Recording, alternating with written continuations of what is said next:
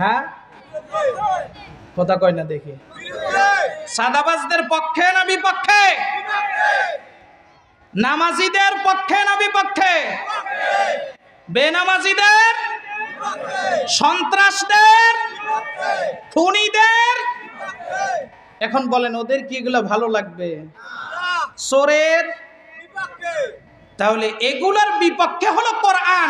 এই জন্য বুঝবেন কোরআনের বিরোধিতা করে যারা, হয় উনি সাদাবাজ, না হয় তিনি সন্ত্রাস, না হয় তিনি খুনি, না হয় তিনি হচ্ছেন এই দেশটাকে লুটে পুটে খাবার ষড়যন্ত্রে মেতে উঠেন তিনি। কথা বলেন ঠিক কিনা?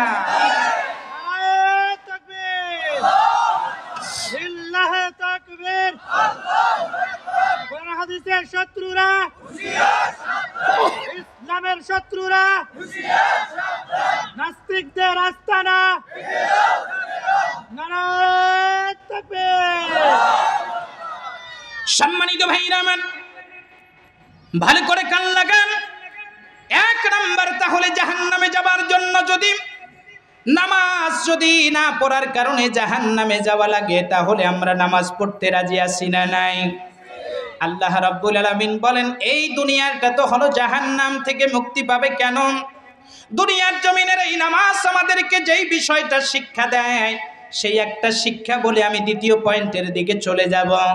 নামাজ আমাদেরকে প্রথম যে শিক্ষাটা দিল, আল্লাহ আমাকে দেখতেছেন। এই শিক্ষা যখন একজন মানুষ নামাজের ভিতরে পেয়ে যায়, যে আল্লাহর সামনে আমি দাঁড়িয়েছি, আল্লাহ আমাকে দেখতেছেন, বলেন ওই মানুষটা যখন চুরি করতে যাবে তখন কি এই কথাটা মনে হবে কি হবে না? এই মানুষটা যখন অন্যায়ভাবে কারণ জায়গা আত্মসাৎ করতে যাবে, তখন কি তার এই কথাটা মনে হবে কি হবে না? আল্লাহর কথা স্মরণ হবে। এই মানুষটা অন্যায়ভাবে যখন কাউকে থাপড় মারতে যাবে, অন্যায়ভাবে কোনো নিরপরাধ মানুষের বিরুদ্ধে বিচারের রায় লিখতে যাবে, বলেন তো তখন কি আমার আল্লাহর কথা মনে হবে কি হবে না? আল্লাহর কথা মনে হয়ে যাবে। নামাজ আমাদেরকে এই শিক্ষা দিচ্ছে, আল্লাহকে কোনো জায়গায় ভুলে থাকা যায় না। এই জন্য আল্লাহ রাব্বুল আলামিন বলেন, যখন এই মানুষগুলি যারা কোরআনের বিরোধিতা করে, নামাজের বিরোধিতা করে, যারা ইসলামী আন্দোলনের বিরোধিতা করে, তার পিছনে কারণ কি? তারা বলে যে এরা ক্ষমতায় যাওয়ার জন্য, এই জন্য তারা ষড়যন্ত্রে মেতে উঠেছে। আল্লাহ বলে না, আল্লাযীনা ইম্মাক্কান্নাহুম ফিল আরদি আকামুস الصلاة وآتوا الزكاة وأمروا بالمعروف ونهوا عن المنكر ولله عاقبة الأمور।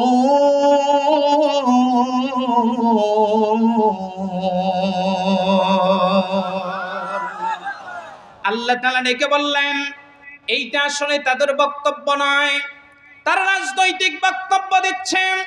ইসলামপন্থীদের বিরুদ্ধে কেন লেগে গেছে জানো? আমি যদি ইসলামপন্থীদেরকে ক্ষমতার মসনদে বসাই, তারা সর্বপ্রথম ক্ষমতার মসনদে যাবার পরে তারা 4টা আইন পাশ করবে। জোরে বলেন কয়টা? 4টা আইন পাশ করবে। ওই চেয়ারে বসার সাথে সাথে তারা 4টা আইন যখন পাশ করবে, প্রথম আইন যেইটা হবে সেইটা হলো নামাজ কায়েম করবে তারা। এই নামাজ কায়েম হয়ে গেলে বলেন তো বেনামাজির জন্য সমস্যা আছে না নাই? সারা জীবন যারা বোতল খায়, যারা প্যান্টের কাপড় ঠিক রাখে না, এই মানুষগুলির জন্য সমস্যা হয়ে যাবে। এই জন্য ওরা ইসলামপন্থীদের বিরুদ্ধে লেগে যায়।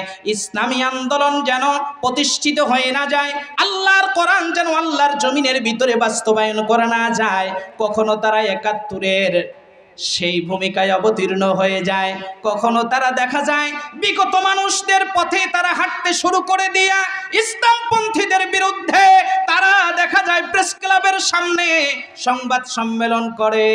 আবার ওরা যখন সংসদে ওই দলকে বিদ্যাঙ্গুলি দেখিয়ে যখন সংসদ সদস্য হয়েছিল, ওই সময় তারা আল্লাহর কোরআনের দোহাই দিয়েছিল। এই রকম নেতা বলেন তো বাংলাদেশে আছে না নাই? আল্লাহ বলেন, এই জন্য কোরআন, যদি কোরআনপন্থীদেরকে আমি বসাই, তার মানে হলো এই 54 বছর যারা এই বিগত দিনে এই চেয়ারে বসেছে, রাষ্ট্র ক্ষমতায় এসেছে, বিএনপি বলেন আর আওয়ামী লীগ বলেন, যারা এই ক্ষমতার মসনদে বসেছে, বলেন তো তারা কি এই 5 ওয়াক্ত নামাজ বাধ্যতামূলক আইন পাশ করছে? হ্যাঁ, আরেকটু আস্তে করে বলেন, কেন করে নাই? 5 ওয়াক্ত নামাজ যদি কায়েম হয়ে যায়, চুরি থাকবে? আঙ্গুল ফুলে কলা গাছ করা যাবে? কথা কয় না দেখি, আঙ্গুল ফুলে কলা গাছ করা যাবে না। এই চোর যখন বন্ধ হয়ে যাবে, আসলে সোনার বাংলা তখন সোনায় রূপান্তরিত হবে। এই জন্য বিগত দিনে তারা চায় নাই, যারা এখনো চায় না, তারা কথা বলেন ঠিক কিনা? তবে আমরা বলতে চাই, ৩৬শে জুলাই আমাদের ২০০০-এর অধিক আমার ভাই বোনের রক্তের বিনিময় দ্বিতীয়বার আমরা এই স্বাধীনতা পেয়েছি। এই স্বাধীনতায় এটা আমাদের আল্লাহ তাআলা জমিনটাকে উর্বর করে দিয়েছেন। আগামী দিন ইসলামপন্থীরা সব এক প্ল্যাটফর্মে এসে আল্লাহর দিনটা বিজয় করা দরকার আছে না? না, এই জায়গাতে আল্লাহ তাআলা বললেন, প্রথম কাজ হলো তারা নামাজ ভিত্তিক সমাজ রাষ্ট্র পরিচালনা করবে, নামাজের আইনটা বিলটা পাস করে দিবে, কোনো জায়গায় বেনামাজি থাকবে না। যখন স্কুলে বেনামাজি শিক্ষক থাকবে না, ছাত্র থাকবে না, বলেন তো সেই বিদ্যালয়ে কি বেয়াদব তৈরি হবে নাকি? যখন ব্যাংকগুলিতে ব্যাংকের যিনি সর্বোচ্চ চেয়ারে থাকবেন, তিনার ইমামতিতে সমস্ত সদস্যরা যখন নামাজ আদায় করবেন, বলেন তো ব্যাংক লুটপাট করার কি আর কোনো সুযোগ থাকবে নাকি? এইভাবে করে প্রতিটা সেক্টর। এবার সংসদ ভবনে যান, সংসদ ভবনে যিনি স্পিকার হবেন তার ইমামতিতে সকলেই মিলে নামাজ পড়বে। বলেন তো সেখানে উলট পালট গান বাদ্যযন্ত্র, ইসলামের বিরুদ্ধে কোনো আইন পাশ হবে নাকি? তাহলে বোঝা গেল নামাজ কায়েম হবে। 2 নাম্বার, জাকাত ভিত্তিক রাষ্ট্র প্রতিষ্ঠা হয়ে যাবে। এই জাকাত ভিত্তিক যদি রাষ্ট্র প্রতিষ্ঠা হয়ে যায়, বাংলার জমিনে অর্থের কোনো অভাব হবে না। এই জন্য যারা অর্থে সমৃদ্ধিশালী এই বাংলাদেশ গড়ার জন্য অন্তর্বর্তীকালীন সরকারের উপদেষ্টাদেরকে যারা মেসেজ দিচ্ছেন, আমরাও একটা মেসেজ দিতে চাই। এই বাংলাদেশকে যদি অর্থনৈতিকভাবে সমৃদ্ধশালী করতে চান, সুদ ভিত্তিক নয়, জাকাত ভিত্তিক রাষ্ট্র পরিচালনা করা দরকার। বলেন তো আছে না? না, প্রত্যেকটা মানুষ যদি জাকাত, এটা রাষ্ট্র থেকে যখন জাকাত আদায় করবে, রাষ্ট্রীয়ভাবে জাকাত কালেকশন হবে, রাষ্ট্রীয়ভাবে এই জাকাত যখন বিলি করা হবে, বাংলাদেশে আর কোনো গরিব মানুষ থাকবে না।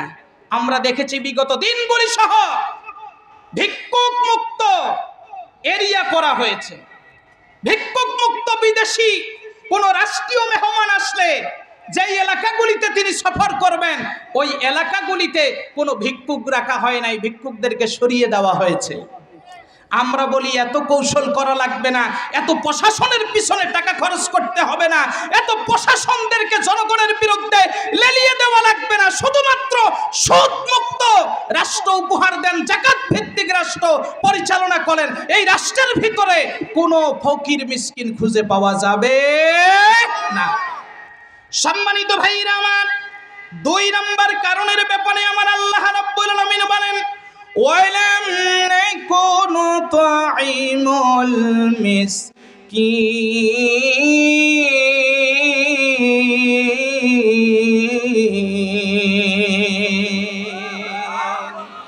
আল্লাহ বলেন, জান্নাতীরা বলবে, মা সালাকাকুম ফি সাকর, কেন তোমরা জাহান্নামের ভিতরে আসলা? ওরা 1 নাম্বার বলবে নামাজি ছিলাম না, 2 নাম্বার তারা বলবে দুনিয়ার জমিনের ভিতরে আমরা গরিব অসহায় এতিমদেরকে খাবার দিতাম না। কাদেরকে? গরিব অসহায়দেরকে আমরা খেতে দিতাম না, বরং গরিব অসহায়দের জন্য যেটা বরাদ্দ আসতো সেইটা আমরা পেটে ভরে ফেলতাম। আর আস্তে করে বলে, দেখেন নাই করোনার সময় কি অবস্থা হয়েছিল? চেয়ারম্যানের বাসার খাটের নিচে তেলের বোতল, কথা কয় না, ঠিক না? এই বন্যায় কবলিত হলো, এই বন্যায় কবলিত মানুষদের জন্য কত ত্রাণ, দিন মজুর, কুলি, রিক্সা চালক, গার্মেন্টসের শ্রমিক পকেটের টাকা বের করে দিয়েছে। এই টাকার জিনিসপত্র বিভিন্ন জায়গায় বিভিন্ন লোকে আত্মসাৎ করেছে, মিডিয়াতে সেটাও প্রকাশ হয়েছে কি হয় নাই? জোরে বলেন। তখন ফেরিওয়ালা, মানবতার ফেরিওয়ালা, যেই মানুষটা এত মানবতার ফেরিওয়ালা সিলেটের মাটিতে হইল, সর্বশেষ আমরা দেখলাম কি সব ছিল তার ধান্দাবাজি, এখন জেলখানায় ভরা আছে। বলেন তো নামটা কি?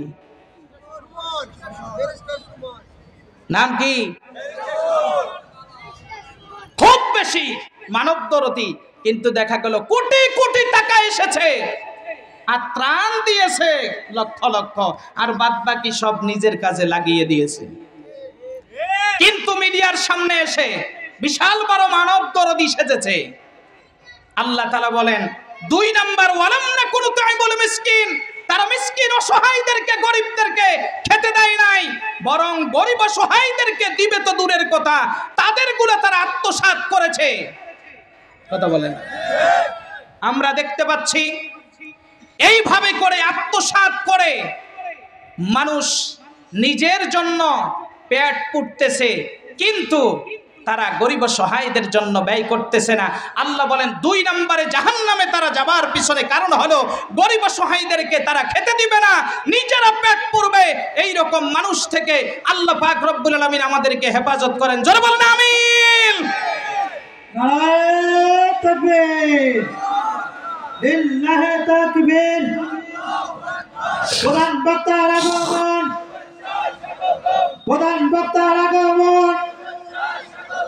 জরুনবাসীর পক্ষ থেকে, মাহফিল ইন্তেজামিয়া কমিটির পক্ষ থেকে নারায়ে তাকবীর। সম্মানিত ভাইরা, প্রধান মেহমান চলে আসছেন। যারা এখনো দাঁড়িয়ে আছেন তারা একটু দয়া করে বসে পড়ুন। কথা বলছিলাম, তাহলে জাহান্নামে যাবার 2 নাম্বার কারণ কি? মিসকিনদেরকে খেতে না দেওয়া। আমরা কি অন্যকে খাবার দিব না শুধু নিজেরাই খাবো? বলেন বলেন, নিজেরাই খাবো না অন্যদেরকেও খেতে দিব? কারা কারা রাজি? লিল্লাহি তাকবীর, লিল্লাহি তাকবীর। 2 নাম্বার কারণ, তাহলে তারা মিসকিনদেরকে খেতে দিত না, এই জন্য তারা জাহান্নামে গেছে, এরাই বর্ণনা করতেছে। 3 নাম্বার, ওয়াকুন্না নাখুদু মাআল খায়দিন, সত্যের বিরুদ্ধে আমরা অপবাদ দিয়েছিলাম। কার বিরুদ্ধে? বলেন। সত্যের বিরুদ্ধে অপবাদ দিয়েছিলাম, সত্যবাদীদের বিরুদ্ধে আমরা অপবাদ দিয়েছিলাম, সত্যের প্রচারকদের বিরুদ্ধে আমরা অপবাদ দিয়েছিলাম। যেই মানুষটি 50টি বছর আল্লাহর কোরআনের তাফসীর করেছিল, আল্লাহর কোরআনের কথা বলেছিল, তাকে মানবতা বিরোধী অপরাধী, লুণ্ঠনকারী আর তাকে ধর্ষণকারী বানিয়ে আমরা জেলখানায় ভরেছিলাম। নারায়ে তাকবীর, লিল্লাহি তাকবীর। আল কোরআনের শত্রুরা, ইসলামের শত্রুরা, আলেম ওলামার শত্রুরা নারায়ে তাকবীর। সম্মানিত ভাই, এখানে আরেকটা পয়েন্ট আছে। আমরা সত্যের বিরুদ্ধে অপবাদ দিয়েছি, এটাই শুধু নয়, সত্যের বিরুদ্ধে যারা লেগেছিল তাদেরকে আমরা ওই রটনাকারীদের সাথী ছিলাম। কথা কি বুঝতে পারছেন? বিগত 16 বছর যারা 71-এর চেতনা লালন করে আলেম ওলামা ইসলামপন্থীদেরকে ফাঁসি দেওয়ার এবং দিয়ে এবং দেওয়ার ষড়যন্ত্র করেছিল, আজ 90 ফেরাউনের আবির্ভাব হয়ে যারা 71-এর ইতিহাস আমাদের শেখাতে চায়, তাদের ঠিকানা জান্নাতে হবে না জাহান্নামে হবে? ওই পথে হাঁটবে যারা, আগামী দিন ওরা তো দেশ থেকে পালাতে পেরেছে কাপড় চোপড় নিয়ে, আর এদেরকে ল্যাংটা করে ছেড়ে দেওয়া হবে। কথা বলেন ঠিক কিনা? তাহলে 3 নাম্বার, সত্যের বিরুদ্ধে অপবাদ দিয়েছিলাম, অথবা সত্যের বিরুদ্ধে যারা অপবাদ দিত তাদের পথে আমরা হেঁটেছিলাম, তাদের পথেই আমরা ছিলাম, অথবা তাদেরকে সহযোগিতা করেছিলাম। এই ধরনের চিন্তা চেতনা লালন যদি করে থাকেন, আল্লাহর ওয়াস্তে এখন থেকে ফিরে আসেন, না হলে আগামী দিন আরো অবস্থা আপনাদের করুণ হবে। কথা বলেন ঠিক কিনা? তাহলে অনেকগুলি পয়েন্ট ছিল, আমি 3টা বলেছি। 1 নাম্বার কি না পড়া, বলেন একসাথে বলেন। নামাজি কয় প্রকার? 5 প্রকার। নামাজির 5 প্রকার ফলাফল দিয়েছি। আমাদের 4র্থ নাম্বার নামাজি হইতে হবে, যেই নামাজ কার জন্য হয়? বলেন বলেন, আল্লাহর জন্য হয়। ভাই ওখানে দাঁড়িয়ে থাকার কারণ কি বলেন তো? বসে পড়ুন, ইনশাল্লাহ ভালো লাগবে, ইনশাল্লাহ বসে পড়ুন। প্রধান মেহমান অনেক দূর থেকে কষ্ট করে এসেছেন, বসে পড়ুন, এখনই তিনি আলোচনা করবেন ইনশাল্লাহ। তাহলে 2 নাম্বার, কাদেরকে খেতে না দেওয়া? গরিব মিসকিনদেরকে খেতে না দেওয়া।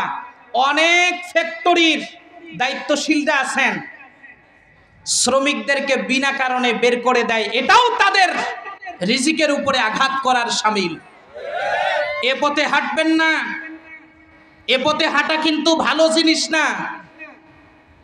3 নাম্বার কারণ হলো সত্যের বিরুদ্ধে অপবাদ দেওয়া, অথবা অপবাদকারীদের সাথে নিজেরা অ্যাটেন্ড করা, সহযোগী হওয়া।